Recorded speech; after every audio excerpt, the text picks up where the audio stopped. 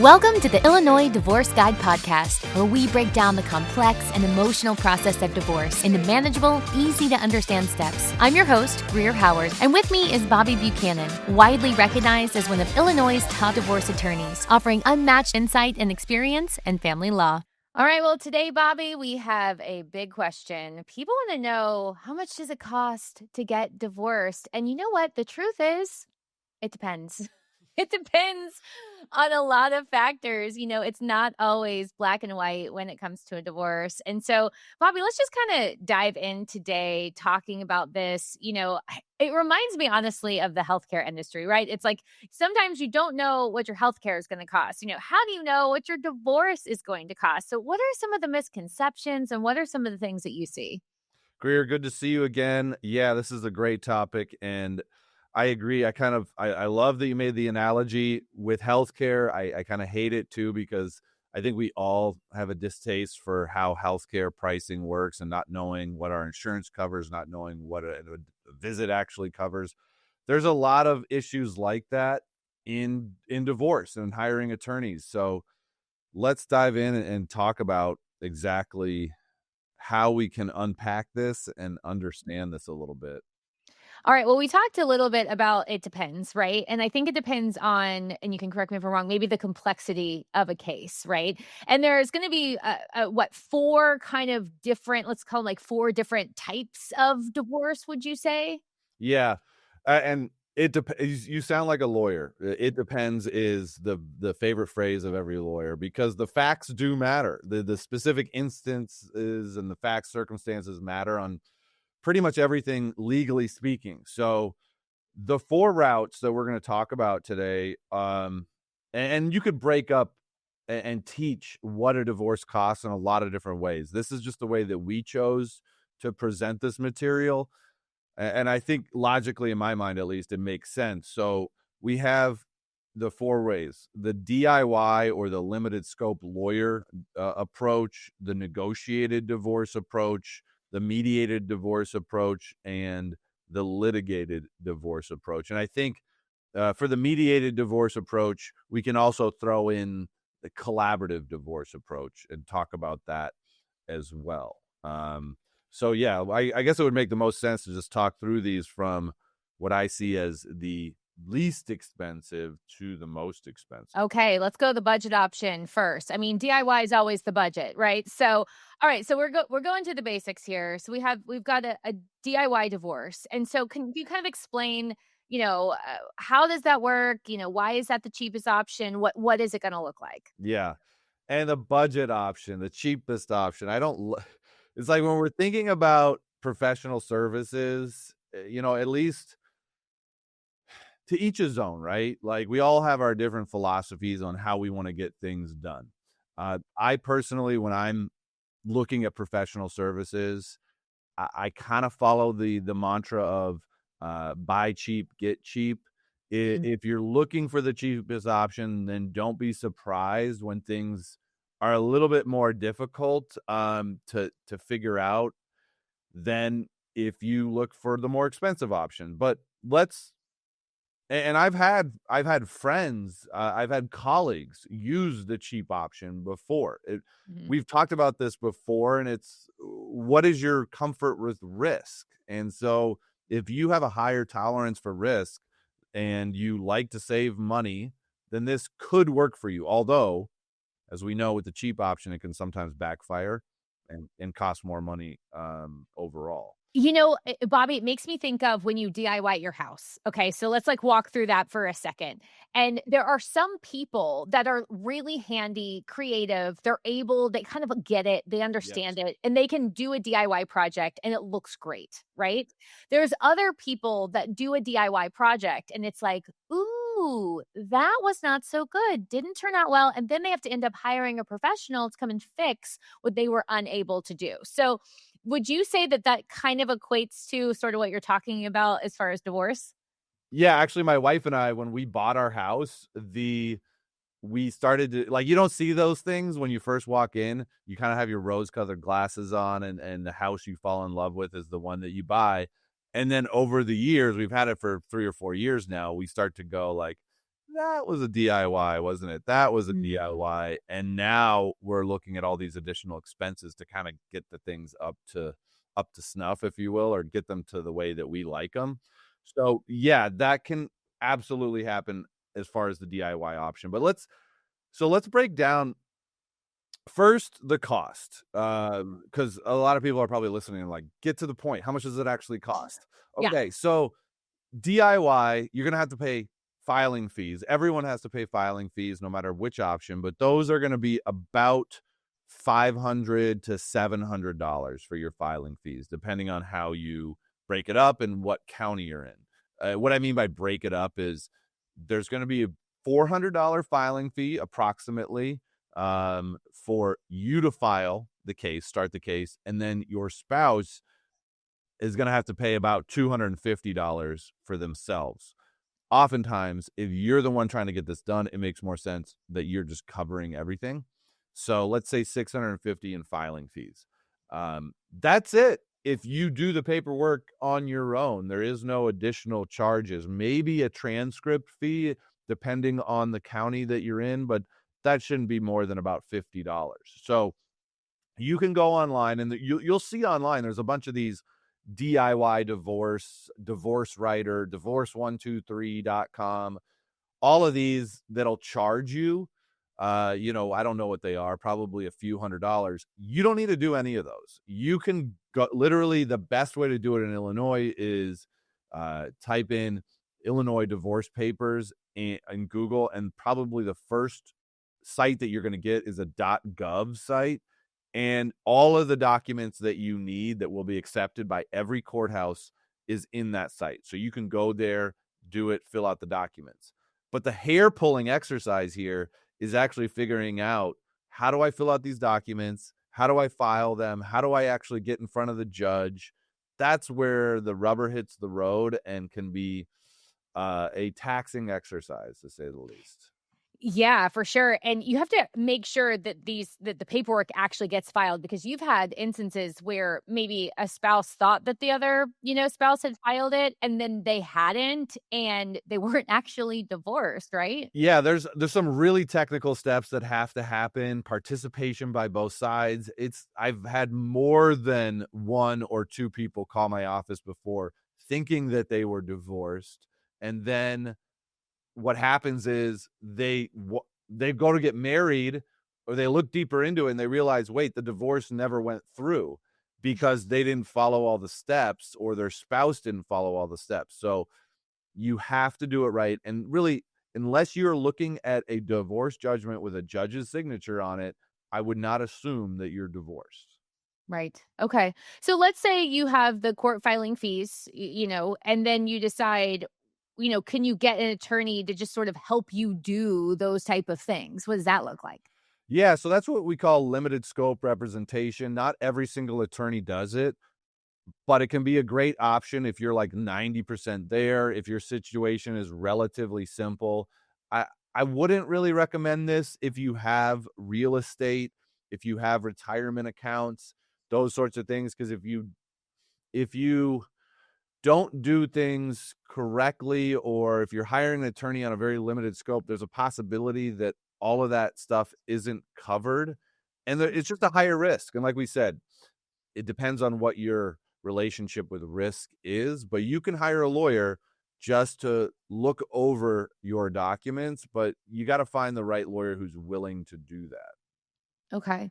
So then that makes me think, all right, so let's go to the next option, which would be the negotiated divorce. So let's say that you're able to negotiate with your spouse what you want, but you don't want to go through the headache of having to fill out all that paperwork, and you're not willing to take on the risk of just using the limited scope lawyer. So what does that look like? Sure. And I'm going to bounce back to the limited scope one just real quick, just to kind of give people an idea of what to expect as far as cost, because I want to be uber transparent in this episode, because I don't think there's enough conversation about cost and what to expect. So I think that if you're hiring a limited scope lawyer just to review documents, you could probably expect to pay somewhere between $1,000 and $1,500. Maybe you'll find someone to do it for like $500 if you can purchase just a consultation and a document review with an attorney.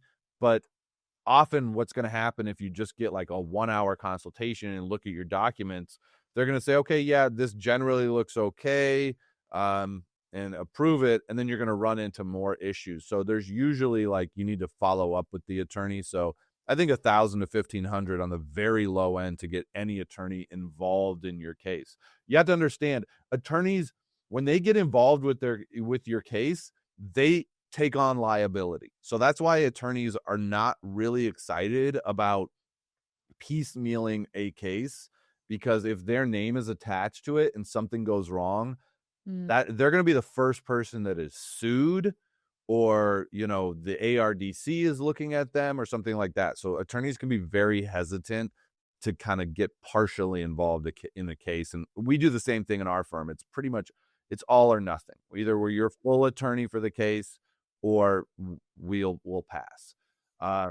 So I lost my train of thought. Okay, so in the first scenario, probably with both, you're somewhere around maybe like $2,500. Maybe it's $3,000, but you're taking on more risk.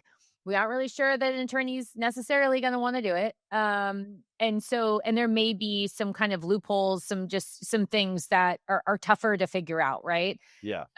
So then that's going to take us to what, and you don't even do that, right, at your firm, because you don't really want to touch it. So next, we're going to negotiate a divorce, right? So let's talk about that. So the spouses have, discussed everything. They seem to agree. And then they're kind of coming to you. So how does that negotiated divorce work, and how is it different than that limited scope lawyer? Yeah, negotiated divorce, this is one of my favorite kind of divorces, because for me, this signifies that it's two people who can maybe put their differences aside as far as their relationship goes and get more pragmatic about, okay, let's figure this out so that we can both move on and get to the next chapter. So they're sophisticated enough that they can talk through what's going to happen with the house. Are we selling it? Are we keeping it? Are we refinancing it? Who is going to pay the mortgage if one of us moves out before this thing is finalized? What's going to happen with the cars? What's going to happen with retirement accounts? Everything, you're able to talk through it and get on the same page.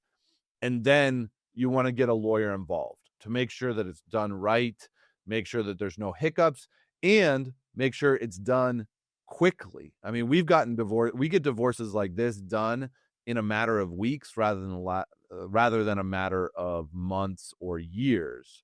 So that's what it looks like from a logistical side. And how much it costs. Yeah, how much is it, Bobby? Give us the number. It is going to be, I would say, so, and it's always, it depends. It depends. It's so hard to give a keyword today. It's so hard to give a straight answer because there's always something more to add. Sure. What depends here is, are you both getting lawyers or just one of you? And you don't both have to have lawyers so long as there's a certain level of trust, and you understand that if your spouse is the one getting the lawyer, that lawyer does not represent you. Mm-hmm. They cannot give you advice, but lots of people get this done with one lawyer. The cost of that is probably going to be somewhere between, I'd say, $3,500 and $7,500, depending on the complexity. Is the lawyer walking through custody issues with you? Sometimes you talk these things through, but then the lawyer still has to dive in and say, well, we didn't talk about summer vacations. We didn't talk about your international travel, those sorts of things. So they're spending some time with that stuff. Maybe they're calculating child support with you. Retirement accounts, sometimes you got to send special sort of legal documents that need to be prepared to divide retirement accounts. So that's where your range is going to come. $3,500 to $7,500, I think, is a fair range. Depends on the sophistication of the firm. I could see this if you paid a flat fee to have just a super sophisticated firm get it done. Maybe it's $10,000. That's about your range. Okay, so we're going to say can we just say it's like per attorney, right? So, like if you are getting the divorce, but if if your spouse also had an attorney, they would probably have something similar. Yes. But can we break that down? I mean, is it technically a flat fee, or is it this like an hourly billing situation? And do the hourly billing, does that rate differ between attorneys? Yeah, so it's going to depend. Oh God, can we stop saying that? It depends. You're hiring a private business, and private businesses operate differently depending on how they set themselves up. So some attorneys, most attorneys, are going to be charging an hourly rate, and they're going to want a retainer. Typical retainers for this sort of situation are going to be between $2,500 and $5,000. And then you're paying an hourly rate. How a retainer works is basically a credit on your account, and then you get an invoice. Most firms invoice either every couple weeks or every month. You get an invoice that says what they did, says how much the invoice is. Let's say it's $1,500, and then they're moving money from your trust account, as we call it, that account credit, and paying your invoice, and then your balance or your credit goes down. That's how hourly billing works. And to answer your other question, yeah, hourly rates can differ between attorneys. So a younger attorney is going to have an hourly rate that's probably around $250 to $350 an hour. An older attorney, more experienced attorney, is going to be, let's say, between $400 and $750 an hour. And people might go, well, give me the cheaper attorney, give me the younger attorney. Well, that younger attorney may take twice as long to do something because they have to research a little question, or they haven't done a particular type of agreement, so they have to talk to somebody else about it. And generally speaking, if you're paying hourly, you are paying for every single minute that attorney is working on it. So if they're talking to their colleague about it, they're going to put it on an invoice. If they're emailing somebody about it, they're going to put on an invoice. If they're talking to you on the phone, emailing with you, it's all going to go on the invoice. So you should expect, people call it being nickel and dimed, but that's really how attorneys operate. Their time is the money. Yeah, that's how it works. So yeah, so you need to remember that every phone call, every email, everything that your attorney is doing is all going to be adding up. And it made me think of so let's say that you had hired, the more expensive attorney because you thought that it was going to be like a litigation case, but you were able to agree. Do attorneys ever say, hey, well, I'm going to pass it off to this younger attorney because you probably don't need me, and we could save you some money by, using this, using our, this other partner at our firm, because their hourly rates less. Yeah, absolutely. And you might get referred to the partner at a law firm who has the $600, $700 an hour rate. And if that partner, I think the fair way to do it, if I'm in these shoes, I'm talking to the potential client and saying, listen, I don't think you need me. I think that my associate is fully capable of getting this done. This doesn't need to be overcomplicated. So we are delegating that sort of case down. And then if there's issues, they can always come to me and ask me questions. Or if it does become litigated, then we look at, okay, what's the best team to have on this case? So there is some fluidity there if you're hiring a divorce firm versus if you do hire a solo practitioner, then you get what you get. They're not going to be able to allocate your case any differently. Yeah. And I just think that's a great question for people to be able to ask. I know my own personal situation, when I was going through my divorce, I so appreciated the attorney was like, hey, I'm going to send you my associate because everything's pretty clear cut. So, we can save you some money. And I really appreciated that. It really helped a great deal. Yeah, it can really help to have a more senior pair of eyes on it. And then they can go, you know what? I'm pretty comfortable with this. And I know that I don't have to do this. They're going to pay more money if I do it. And I think that that's the professional way to do it. And that's a question you should ask and get on the same page, because it's possible you hire someone and they say, you know what, I'm not going to delegate this down. I want to bill for this. And attorneys, like any other business, like, you have to make sure that you get one that you feel is fair and on the up and up as far as billing. We talked about houses and building houses and healthcare. Like, finding that contractor who really you feel like bills fairly and charges fairly is a real thing. So it's a real thing with lawyers as well. So do your due diligence, get a good referral, look at reviews, ask questions. That's how we're going to make sure that we're finding that professional attorney that's going to treat us fairly as far as the billing goes.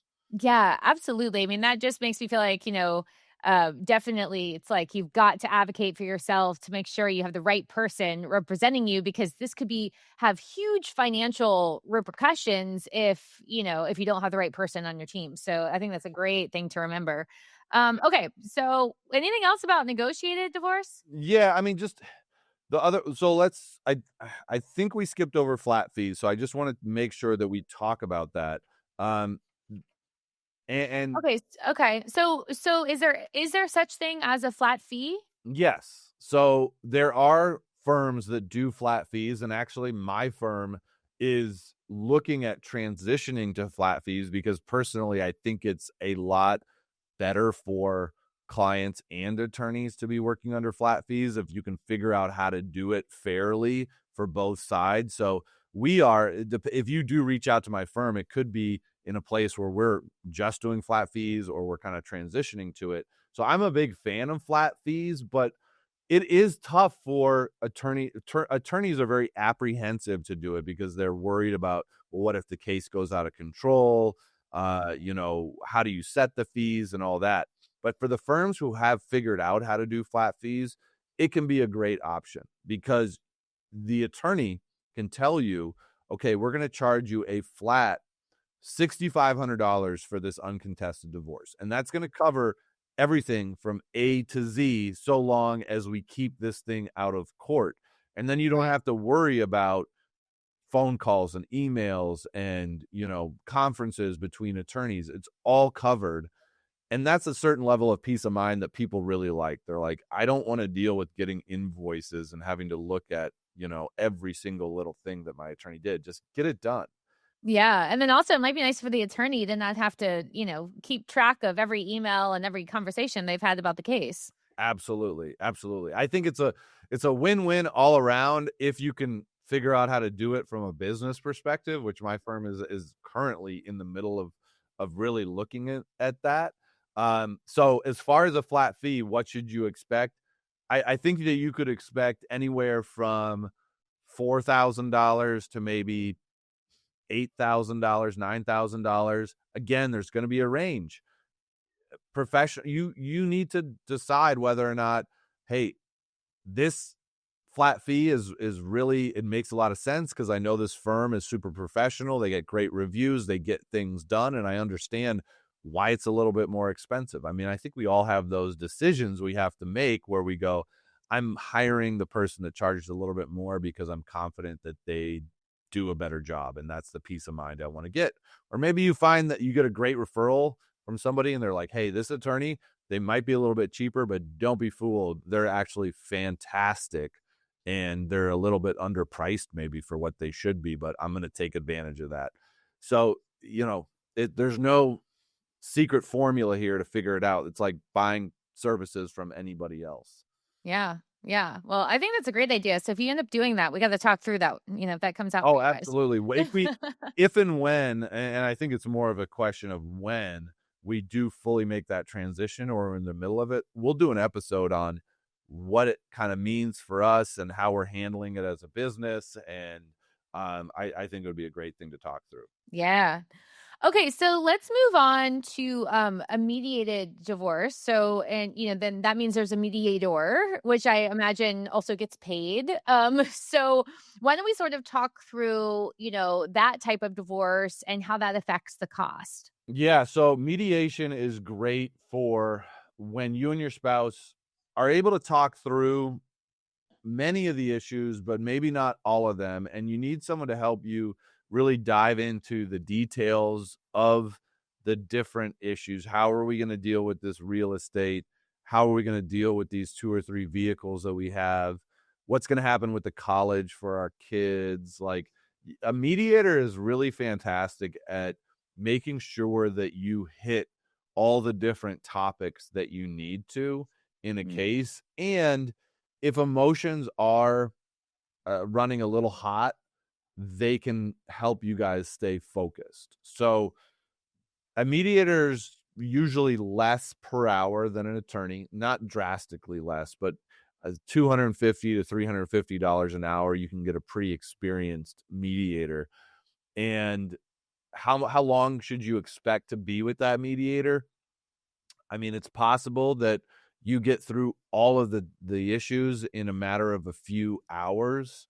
But I think you could expect maybe 10 hours total at minimum to be with a mediator. I think most mediators charge a retainer of around $2,000 or $3,000.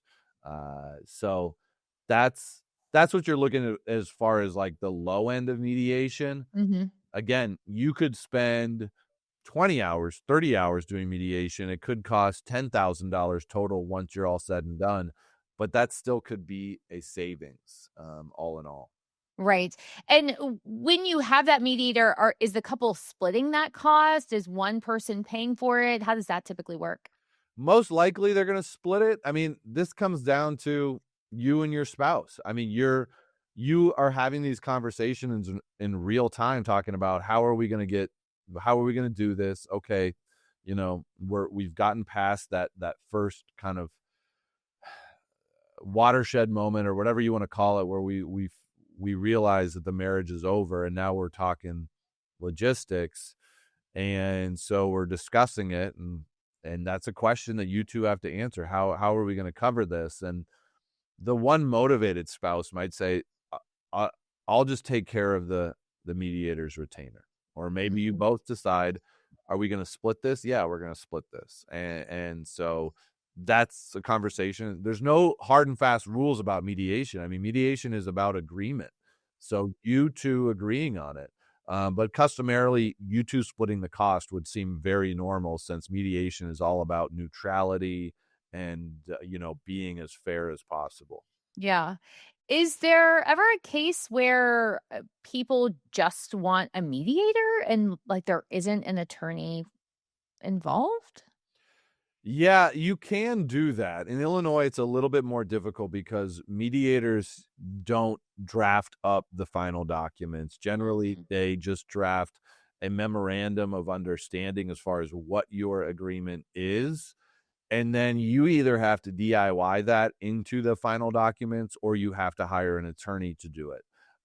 So I think most mediators probably have pretty close relationships with attorneys that they've worked with, and they can refer you to that attorney, and that attorney knows, like, okay, this might be a little bit lower retainer because I know that there's a full agreement here. So I'd imagine that if you do get a mediator and then you get a lawyer, you could probably get a lawyer to take that sort of case on for like a $2,500, $3,500 retainer, and it doesn't need to go much beyond that in order to get the case done. Okay. All right. So mediator is not your attorney. It's separate, but they can help kind of expedite the process, would you say? Yeah, exactly. They're there. definitely not your attorney. They're not giving advice to either side. So if you do feel like you need advice, then you're needing to hire your own lawyer. And you can hire your own lawyer kind of on the side. Nobody needs to know that you're hiring a lawyer in order to kind of give you some guidance through the mediation process.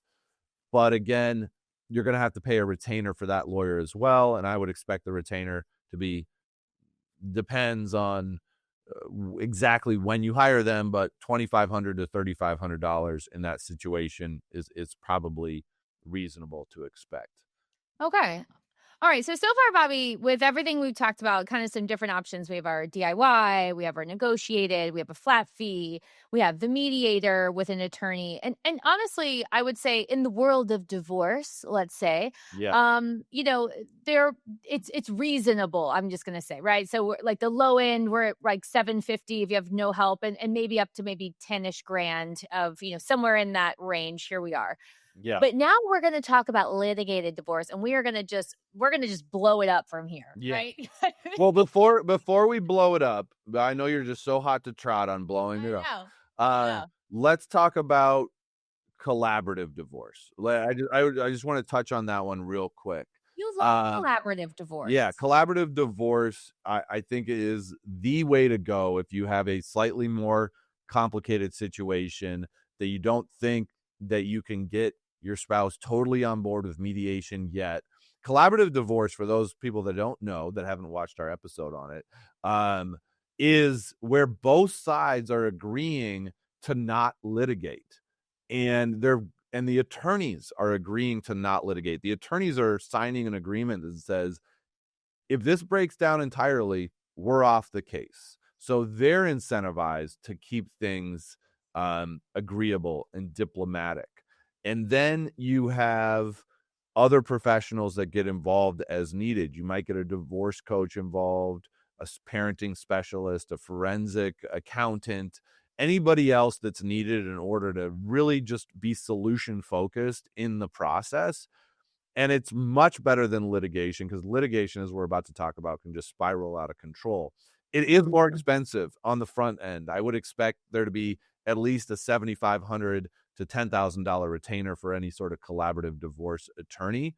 Mm-hmm. But you can resolve, on average, a collaborative divorce is actually less expensive than a litigated divorce. So for sure, a higher cost on the front end, but you're really setting this foundation to make sure that the situation doesn't get wildly out of control and overly expensive and all that. So yeah, you're kind of getting that peace of mind that everyone, both spouses and the attorneys, are agreeing that you're not going to litigate. So that's a huge peace of mind. So if you can get your spouse on the same page as far as like, hey, if we can agree on one thing, let's agree that we're not going to fight a 12-round battle in court, and just get an agreement on that.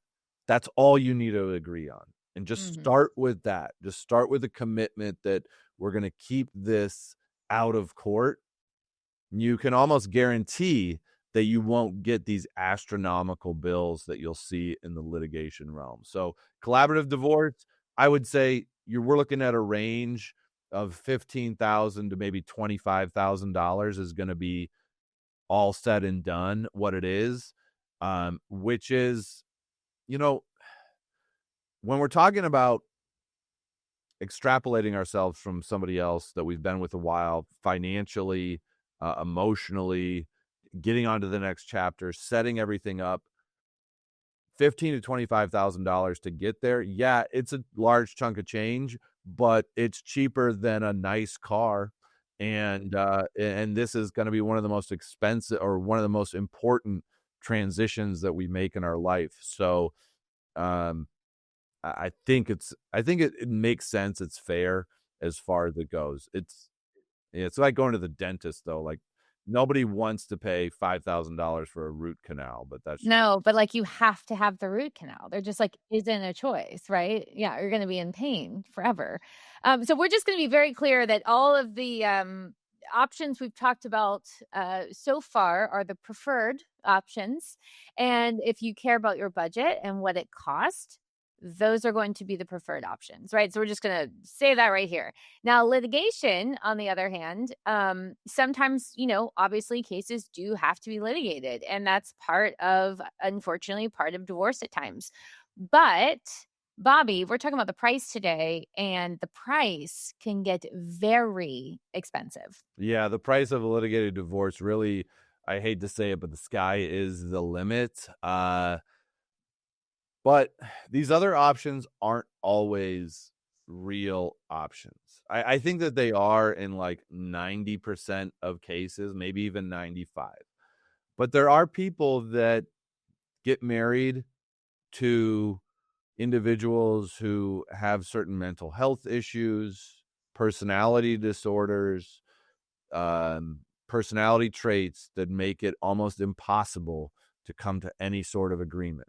Maybe it's a domestic violence situation. There's some severe power imbalance with the other side, and negotiating, mediation, collaboration is pretty much impossible. In those cases, that's what litigation is for. And, if you don't have a choice, you don't have a choice, and it's just necessary. So I think it's good that we talk through what you can expect as far as how much you're going to be paying. Yeah. So why don't we get into why it's so expensive? Yeah. So it's expensive because the court process is really tedious, and there's like a lot of little steps that the attorneys have to do. There is no one straight line through a litigated case. Attorneys can be very creative in how they litigate a case. They can file motions. Some attorneys are very litigious. So the attorney on the other side might be filing motions all the time, and then your attorney has to respond. And then you decide strategically, well, it doesn't make sense for them to have all the firepower. Let's file our own motions. And then it kind of just escalates from there. So that's in general how it can get really expensive. Is it's not a really solution-focused atmosphere. Yeah. Yeah. And I think we'll get into this part probably in another episode. But another part of it, maybe you could just sort of touch on this, is when you're litigating a case, there's other experts that have to be brought in, and they cost money. Yeah. There are guardian ad litems, child representatives. These are attorneys that are appointed to address custody issues. If you and your spouse are really wildly on different sides, I want to have the kids the majority of the time. My spouse is saying, no, I should have them the majority of the time. And there's accusations being thrown about. Maybe there's forensic experts that need to get involved because there's accusations of money being hidden. There's a business evaluator, a home appraiser. All those sorts of experts could get involved. So yeah, it's, like I said, the sky's the limit as far as how much it costs. But to give people kind of, to be more specific, I would say that if your case does end up being litigated, meaning we have to go into court, we have to exchange financial documentation. It's like the court saying you have 30 days to exchange all this documentation. And then we're having some sort of hearing in front of the judge or a pretrial in front of the judge where they look at the facts of the case and there's arguments, maybe there's testimony. You're at minimum looking at $15,000 to $20,000 before your case is resolved, and not uncommonly $30,000, $40,000, $50,000. And if it's really complicated, we get into six figures. Yeah, so it can, and that's per attorney. That's per attorney. That's each side. That's what they're paying. Each side. Yeah. Yeah. When you start getting into six figures to get divorced, that's unfortunate. Yeah. Yeah, absolutely. And I bet you that you could look at, millionaires, multimillionaires who have gotten divorced. And I think that the difference between the ones who had six-figure attorney fees and five-figure attorney fees has nothing to do with the complexity of their divorce, but has to do with the emotions. And,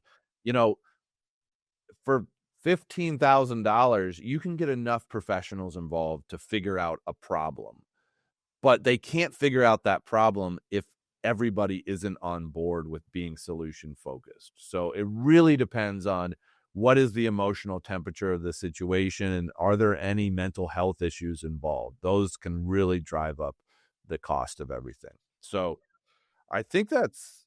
Yeah, well, we've covered a lot today, Bobby. Is there anything else that you want to cover about the different types of divorce and what they cost? I think we did a pretty good job, if I'm going to just pat myself on the back. No, yeah. Nope. So no, I think we're good on that.